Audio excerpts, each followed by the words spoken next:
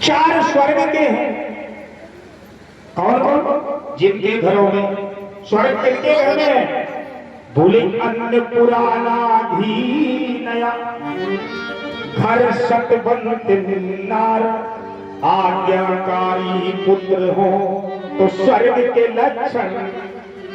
जिनके घर गेहूं की कमी नहीं, बखारी लगी है, पहले बखारी लगती थी, 2-2 3-3 साल की लाहा चना गेहूं भरे जाते घर में, घी मटकियां में धरो रात को। जिनकी पत्नी आज्ञाकारी हो, बच्चे जो माता पिता की आज्ञा का पालन परिचिति करते हो, जिनके बच्चे आज्ञाकारी हैं तो समझ लो वो घर स्वर्ग है। और जिनके बच्चे माता पिता की बात न माने कि तो ऐसा हो, लेकिन उस माता पिता के लिए वो घर नरक के समान है। तो हम तो समझते, हम तो जिनके यहाँ रुके अगले जी के भाई, इनके यहाँ बहुएं भी और हमारे चाचा जी भी बहुत अच्छे हैं, इनका घर स्वर्ग है। मान घी की कमी नहीं, खाए हूँ खूब मिल लहू खाए घी। माता जी दिन भर पूछती का खाया पंडित जी, और पंडित जी के 1.5 महीना सब खाते कि तो बहुएं भी बहुत अच्छी हैं इनके घर की। वो घर स्वर्ग है जिनके घर में बहुएं अपने सास और ससुर की इज्जत करती हो, सम्मान करती हो। बेटे वो अच्छे हैं जो अपने माता पिता अपने चाचा दाऊ की सम्मान करते हैं। पैसा तमाम है और घर में रोज कलह हो रही है तो भैया वो नरक है। और जीव ये कैसे? दूसरा प्रश्न तो कपिल भगवान ने कहा भैया ये जीव भूलि कर्मणा दैव नेत्रे जंतुर्देहो पयन्ते स्त्रिया प्रविष्ट उदरो पुंसो। ये जीव मां के उदर में एक पिता के द्वारा रज की बूंद प्रवेश करती है और वही बूंद है 10 दिन में एक करकधू मानी पेड़ के आकार का पिंड बन जाता है। पहले महीने में महाराज ये पिंड बन करके तैयार हो जाता है, दूसरे महीने में अंग, तीसरे महीने में इस पिंड में रोमे बनने लगते हैं और चौथे महीने में ये पता चल जाता है ये मां के उदर में पेट में बेटा है या बेटी है। ये भागवत जी में लिखा है। और आज की जो वैज्ञानिक मशीन है अल्ट्रासाउंड, ये कोई ने अल्ट्रासाउंड करा जाओ तो डॉक्टर का 3 महीने के बाद पता चलेगा कि तुम्हारे बच्चा बेटा है या। ये जितने भी यंत्र बने हैं ये सारे यंत्र हमारे पुराणों से, संत महात्माओं के रिसर्च से बना। ये पता लग जाता है 5वें महीने में धातुएं मजबूत हो जाती हैं, 6वें महीने में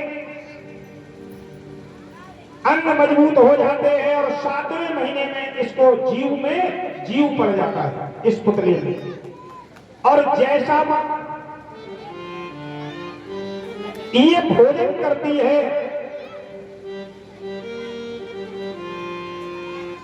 जैसा मां ये भोजन करती है वैसे ही इस जीव को वो रस मिलता है। अब ध्यान दें माता, ये जितनी माताएं गर्भवती आके बात नहीं कर रहे, हमने अपने औरैया में देखा, ये गर्भवती हो भगवान मालिक है जन कितनी मिर्चा खाए जाए, खट्टो खाए और खट्टो खाए तो खाए। हमने देखो एक जगह वो चूल्हो ही घोर के मटिया खाए जाए। हाँ,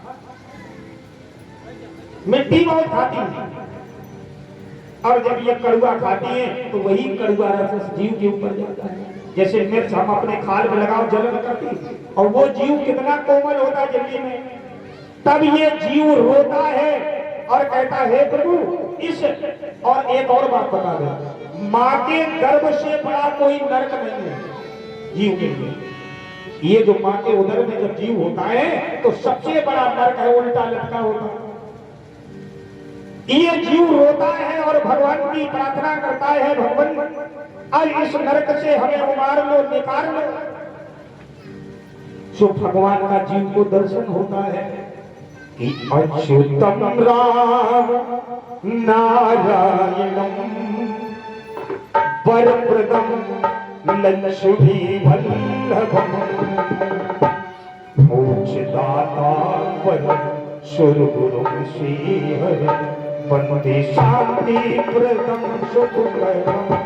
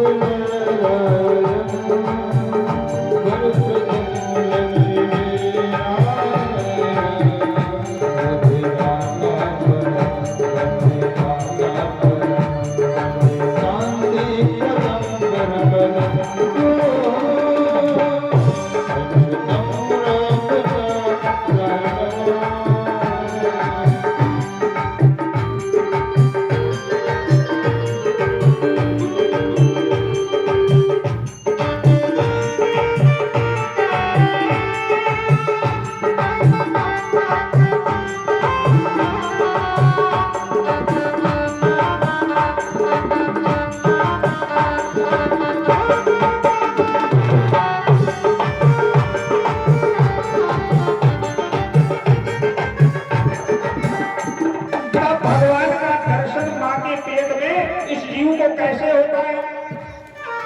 दिव्य ज्योति स्वरूपम प्रभो, दिव्य ज्योति स्वरूपम प्रभो।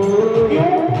हमारे यहाँ दो प्रकार के पुजारी है, उपासक। एक साकार है जो भगवान की फोटो को मानते हैं, और एक निराकार है जो फोटो को नहीं मानते, केवल ज्योति को मानते हैं।